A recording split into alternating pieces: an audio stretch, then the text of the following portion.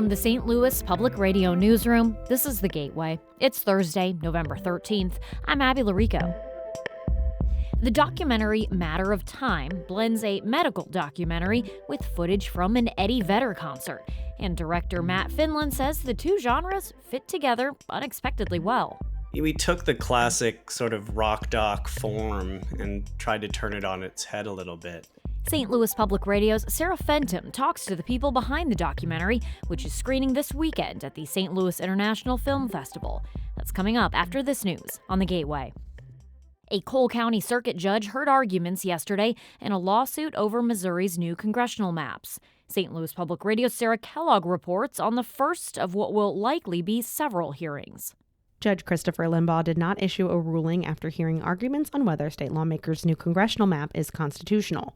The map is a result of Missouri Republicans' effort to gain an additional seat in Congress at the behest of President Donald Trump. Plaintiff's attorney Chuck Hatfield said in court the Missouri Constitution is clear as to when redistricting can occur. That answer is after a certified census. Solicitor General Louis Capozzi represents the state in this case. He agreed the legislature must redistrict at the beginning of a decade. However, he also said the Missouri Constitution, quote, says nothing about mid-decade redistricting. Capozzi also said the Missouri Supreme Court has ruled that the General Assembly can act unless the Constitution takes that particular action away. No matter who Limbaugh eventually rules in favor of, an appeal is expected. In Jefferson City, I'm Sarah Kellogg, St. Louis Public Radio. Striking union workers at Boeing will vote today on a new proposal from the company. They've been off the job and on the picket line for more than 100 days now.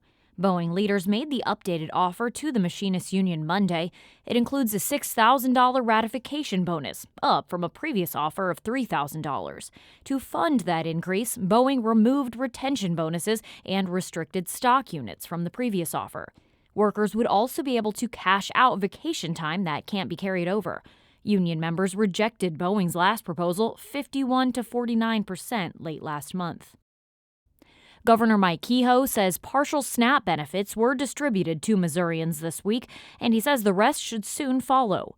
Cother Shire has more. Kehoe says Missourians eligible for the Supplemental Nutrition Assistance Program, or SNAP, should have received about 60% of their benefits on Tuesday. November SNAP payments have been delayed because of the federal government shutdown. Kehoe says the remaining benefits will be distributed eventually, even with the end of the shutdown. And then we'll see SNAP, WIC, National Guard soldiers under federal orders getting paid, federal employees, etc. Pressure has mounted in recent weeks for Americans to receive their federal assistance as the holiday season approaches. I'm Cother Shire. Ameren, Missouri shut off power for more than 17,000 households in October. That's a new high for this year. The latest data filed with the Missouri Public Service Commission shows more than 219,000 customers were behind on their bills last month. In September, the St. Louis Board of Aldermen passed a resolution asking for a disconnection pause through the end of the year for people affected by the May 16th tornado. In response to calls for a pause, Ameren officials have said customers should reach out to the company to connect to assistance programs. Plans for a battery plant near the North St. Louis riverfront that would have created more than 150 jobs for the area are officially dead. That's according to a recent SEC filing by Israel-based ICL Group, the developer behind the $500 million project. The company said in the filing that it would cease plans to create new lithium battery plants in North America. That's after the Trump administration discontinued a $197 million grant for the project. City officials previously touted the plant as part of a manufacturing renaissance taking place in St. Louis. The Missouri History Museum is putting a once thriving, predominantly black neighborhood back on the map in a new exhibit. The city of St. Louis demolished Mill Creek Valley in the 1950s, displacing nearly 20,000 people and destroying hundreds of businesses in the name of urban renewal. St. Louis Public Radio's Andrea Henderson reports on what former residents are sharing in Mill Creek, Black Metropolis. Malika Horn Wells lived in Mill Creek Valley during the mid-1900s. She remembers playing games on her front porch as well as swimming and swinging in her backyard as a child. Her former home at 328 South Garrison is now part of the Harris Stowe State University campus. Horn Wells said her home was one of the last remaining on the block before her family was pushed out. She told St. Louis on the Air that she wants people to know her neighborhood wasn't a slum. That's one of the things that we want to do with the exhibit is to dismantle these stereotypes and caricatures that have hurt a whole community. The vibrant community Horn once called home will be showcased at the Missouri History Museum beginning Saturday. I'm Andrea Henderson, St. Louis Public Radio. Starting next year, you won't be able to get a drink at an Alton bar past 1 a.m. That's as Alton City Council voted 5-2 last night to end all late-night liquor licenses.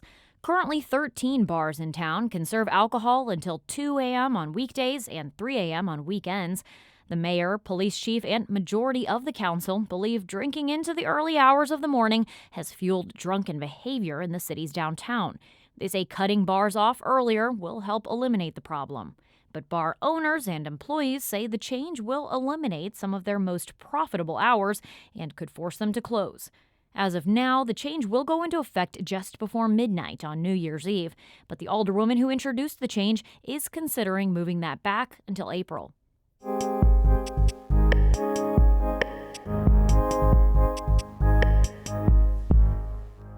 A documentary making its St. Louis debut this weekend takes a familiar format, the rock concert movie, and adds a few unexpected elements. As St. Louis Public Radio's Sarah Fentem reports, the film Matter of Time uses the genre to introduce audiences to a rare skin disease and the people searching for a cure. It's common to hear people say that kids with epidermolysis bullosa have butterfly skin because it's so delicate. After years of living with the condition, 10-year-old Rowan Haller has become a pro at describing it. It's a skin condition that makes my skin a little more fragile.